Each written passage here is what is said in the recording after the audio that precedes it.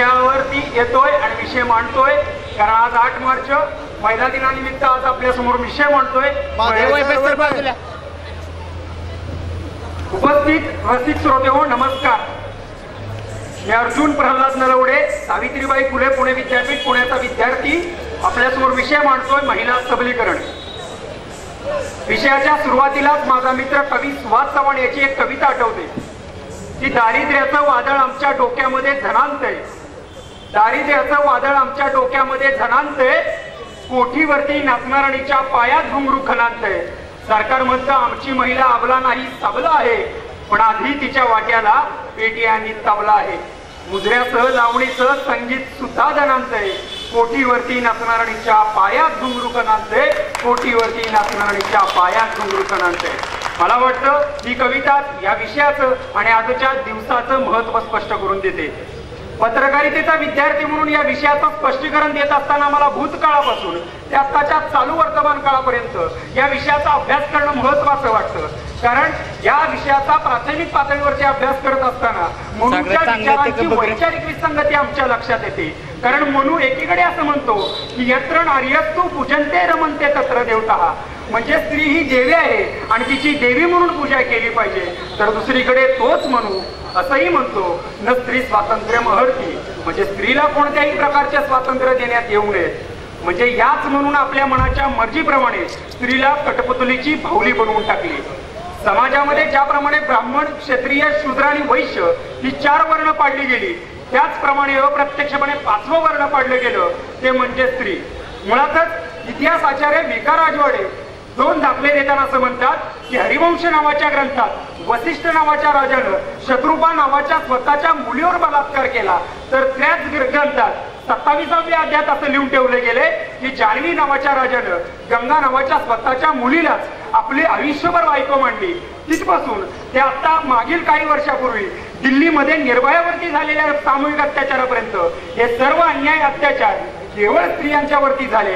मग तुम्ही आम्ही कोणत्या सबलीकरणाच्या गप्पा मारतो आहोत असा प्रश्न डॉक्टर लीलाताई पाटील उपस्थित करतात। सुशिक्षित स्त्रियांच्या दुर्दैवाची बाजू मांडताना सुशीलाबाई वैद्य आपल्या एका आजीच्या उचापती या पुस्तकामध्ये स्पष्टपणे असं लिहून ठेवतात की संसारात माझी भूमिका होती टांग्याच्या घोड्याची, चल म्हणलं की चालायचं, पळ म्हणलं की पळायचं, थांब म्हणलं की थांबायचं। रेस खेळणाऱ्या माणसांसारखे माझे पती होते, रेस खेळणारा आता निघून गेला, आता मी खऱ्या अर्थानं वृद्धाश्रमात का होईना सुखी आणि आनंदी आहे, कारण मी आज स्वतंत्र भारताची स्वतंत्र नागरिक आहे। जर 90 वर्षाच्या आजीबाईंचे बोल जर असे असतील तर त्याच 90 वर्षातील एक दिवस काढणाऱ्या अनेक आजीबाईंची अवस्था काय असेल?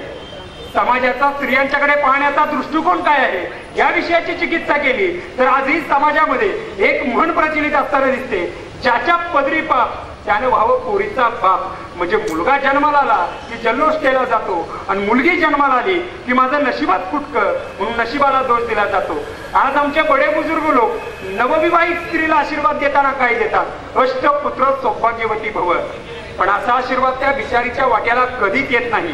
अष्टपुत्री सौभाग्यवती भव म्हणजे एक वेलांटी समाजाचा स्त्रियांच्याकडे पाहण्याचा दृष्टिकोन काय आहे हे दर्शवताना दिसते। आणि मग आमच्या संत बहिणाबाई अर्धव स्वरात म्हणतात की लेकीचा जन्म घातला कुणी येड्यानं, पराया घरी बैल राबती भाड्यानं। अरे लेकीचा जन्म घातला कुणी येड्यानं, पराया घरी बैल राबती भाड्यानं। लेकीचा जन्म जसा बाबळीचा पाला, वारा वावटाळणी तसा वाहून नेला। म्हणजे आजच्या स्त्रियांची अवस्था ही राबणाऱ्या बैलासारखी आणि आयुष्याच्या शेवटी उडून जाणाऱ्या पानासारखी झाली।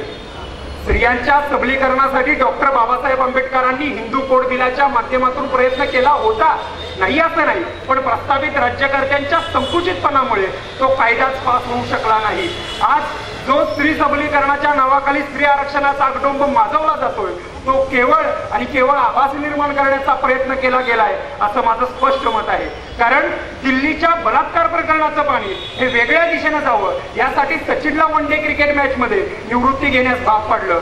राजकीय पक्षांचा विचार केला तर आजही काँग्रेसमध्ये 26, भाजपमध्ये 24, बसपामध्ये 18 आणि सपामध्ये 16 अशा 84 नेत्यांच्यावर प्रत्यक्ष बलात्काराचे गुन्हे नोंद आहेत। आणि दुर्दैव हे की या राजकीय पक्षांच्या प्रमुख नेत्या या स्त्रियाच आहेत। नॅशनल क्राईम रिपोर्ट आम्हाला असं सांगतो की आजही आमच्या भारतातील 70% स्त्रिया या पतीच्या जाचाला सामोऱ्या जातात. दर 77व्या मिनिटाला एक स्त्रीवर बलात्कार केला जातो आणि दर 6व्या मिनिटाला एक स्त्री आत्महत्या करते. ही विचारांची आकडेवारी या विषयाचा अभ्यास करताना आम्हाला दुर्लक्ष करून चालणार नाही. महिला सबलीकरण, शासनाची भूमिका आणि आजचं वास्तव हा मुद्दा मांडत असताना शासनाने आमच्या महिलांच्यासाठी मातृत्व अनुदान योजना, जननी सुरक्षा योजना, सावित्रीबाई फुले कन्या कल्याण योजना यासारख्या असंख्य योजना जाहीर केल्या. पण या सर्व योजना माझ्यासाठी आहेत की भावना इथल्या महिलांच्या मध्ये हे सरकार निर्माण करू शकलं नाही.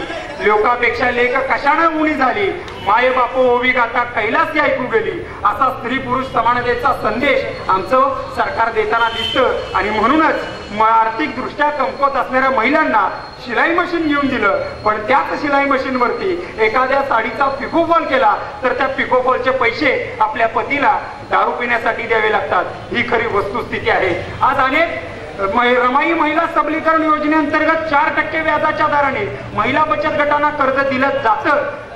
2 लाख महिला बचत गटांना त्याचा फायदा झाला असंही म्हणतात. पण वस्तुस्थिती अशी आहे की माझ्या पत्नीने महिला बचत गटामध्ये सामील व्हावं की न व्हावं हा ठरवण्याचा अधिकार तिच्या पतीचा असतो.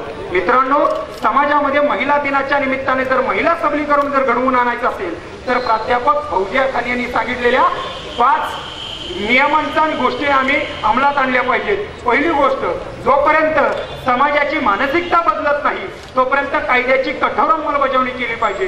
दुसरी गोष्ट, सोशल नेटवर्किंग साईट्सवरून महिलांच्या सबलीकरणाचं महत्त्व पटवून दिलं गेलं पाहिजे. आणि तिसरी गोष्ट, आर्थिक उन्नतीच्या माध्यमातून महिलांना सक्षम करणे.